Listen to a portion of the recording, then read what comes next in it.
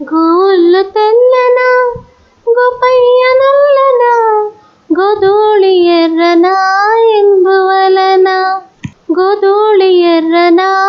ఎందువలన తెల్లావు కడుపుల్లో కర్రావులుండవా ఎందుకుండవు కర్రావు కడుపున ఎర్రావు పుట్టదా ఏమో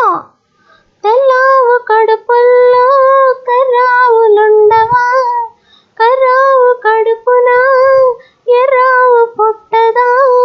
గోపయ్యాడున్న గోపెమ్మ ఈడున్న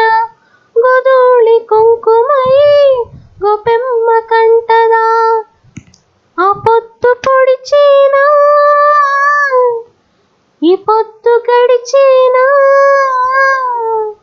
ఎందువలన అంటే